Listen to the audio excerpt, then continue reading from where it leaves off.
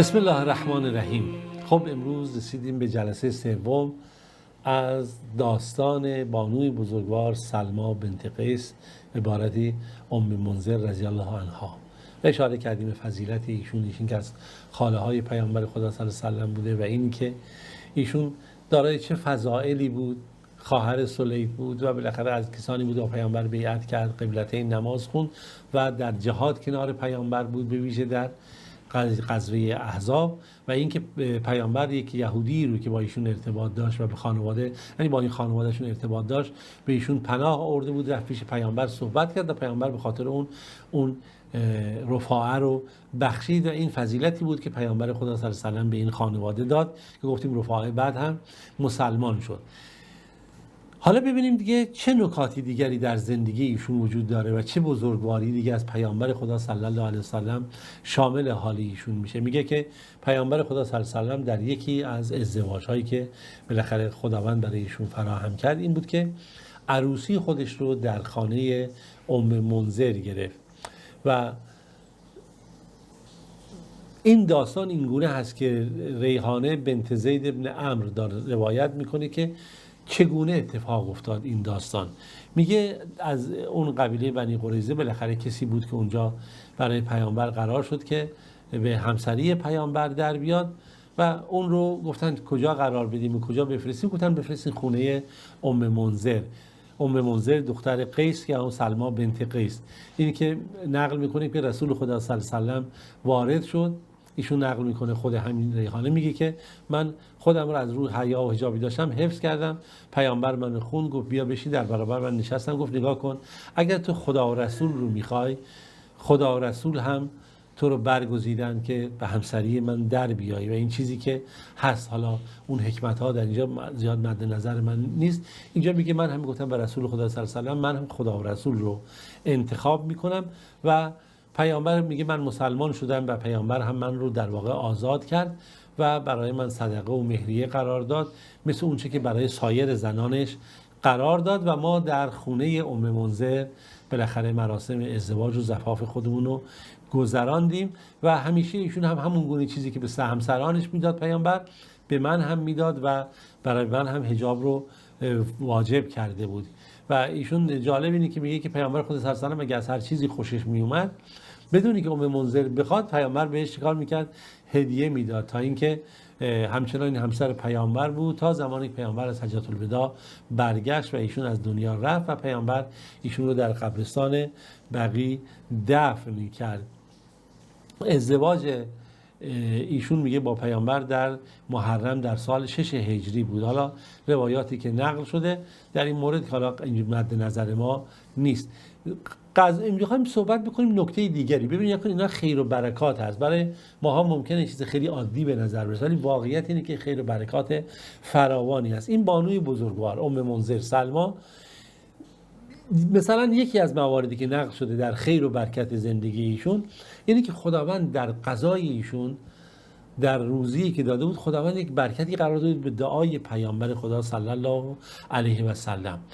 نقل شده که یه روز علی میگه، ایشون خودش نقل میکنه، میگه رسول خدا صلی الله علیه و سلم به خونه من اومد در حالی که حضرت علی رضی الله عنه هم باش همراه بود و حضرت علی یک بیماری داشت که از اون بیماری در حال مثلا گذران دوران نقاهت بود که داشت مثلا حالش بهتر میشد. میگه ما یه غذایی داشتیم، حالا غذا اینجا میگه دوال معلقه، یه غذایی بود که رسول خدا صلی الله علیه و سلم داشت از اون غذا میخورد، علی هم خواست از اون غذا بخوره. به علی گفت رسول خدا صلی الله علیه و سلم نه، تو از این غذا نخور که تو الان در شرایطی نیستی که بتونی این غذا رو بخوری، هنوز حالت کاملا خوب نشده. حضرت علی هم از این غذا نخورد.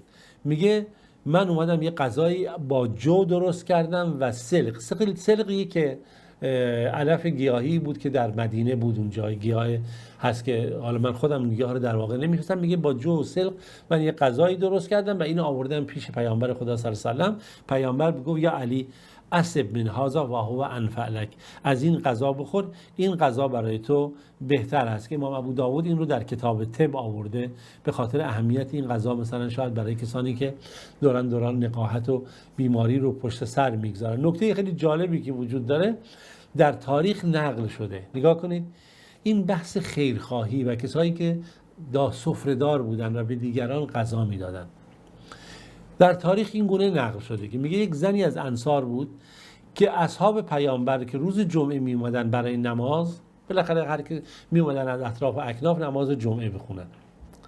خوب داشته باشید، این زن میگه برای اینها چیکار میکرد؟ غذایی از بالاخره اون جو و این گیاه سلق چیکار میکرد؟ درست میکرد و اینها میخوردن. امام بخاری هم این رو از سهل بن سعد نقل کرده که میگه که کانت منا امرأتون، یک زنی بود تجعل فی مزرعة لها سلقا، که در مزرعه‌ای که داشت اون سلق اون گیاه بود.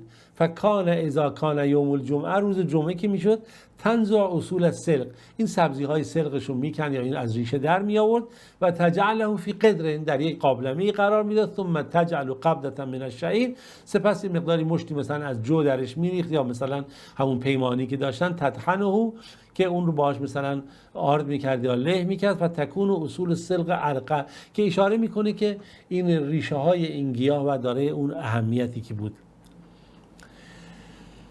و سهل نقل میکنه میگه کنا نتصرف الیها من صلاه الجمعه، ما هر بعد از نماز جمعه میرفتیم که بالاخره از اون غذا بخوریم، میرفتیم دیدن اون، بهش سلام میکردیم و اون هم برای ما این غذا رو می آورد و ما همیشه با خودمون میگیم کاش ما روز جمعه که نماز میخونیم این غذا برای ما فراهم شده باشه. البته در این غذا در روایت دیگه هم نقش شده در این غذا گوشت و مثلا استخوان و اینها نبود، یعنی میگه ما خوشحال بودیم که هر روز جمعه که میرفتیم نماز مثلا اونجا میرفتیم به ما این غذا داده میشد.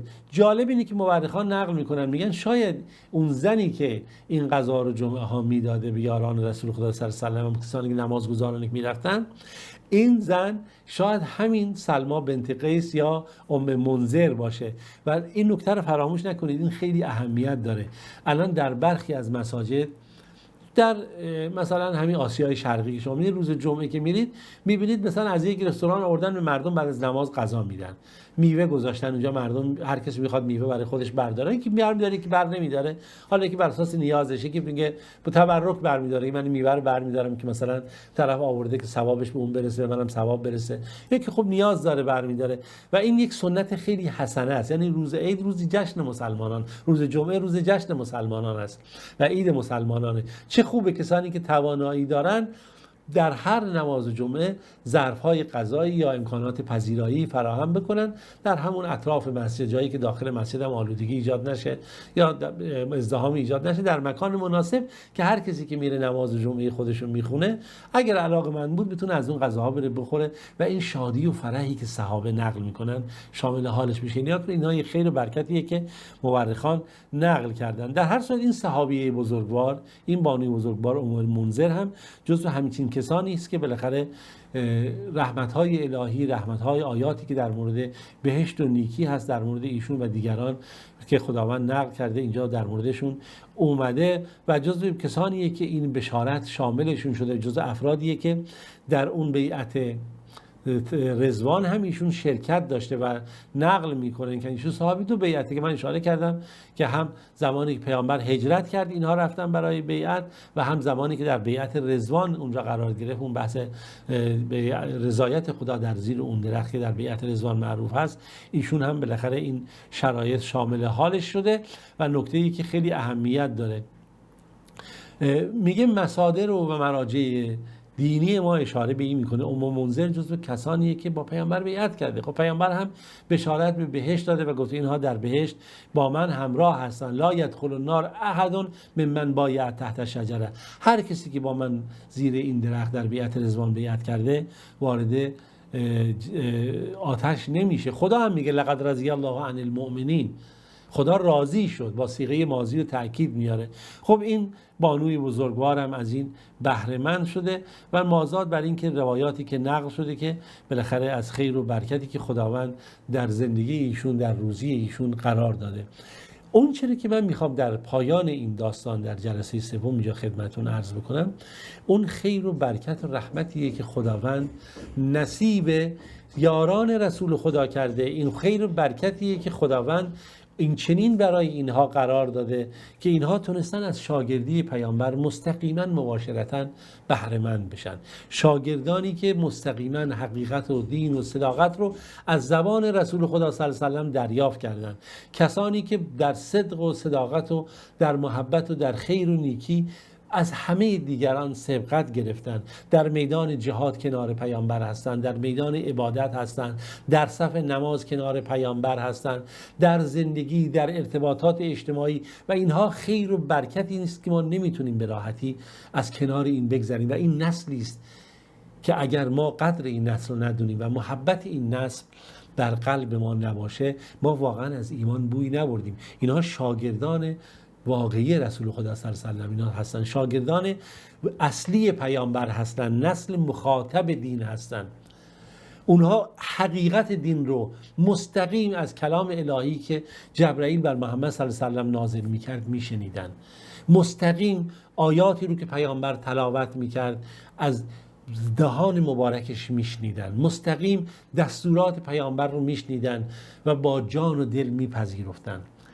و شاگردانی هستند که خداوند اینها رو پیروز و برندگان دنیا و آخرت قرار داده. چگونه ممکنه کسی مسلمان باشه نسبت به شاگردان پیامبر بغض و کینه داشته باشه؟ امیدواریم خداوند محبت همه اینها رو در قلب‌های ما قرار بده. تا روز دیگه و درس دیگه و داستان دیگه، همه شما عزیزان رو به خدای بزرگ میسپارم. خداوند یار و نگهدارتون.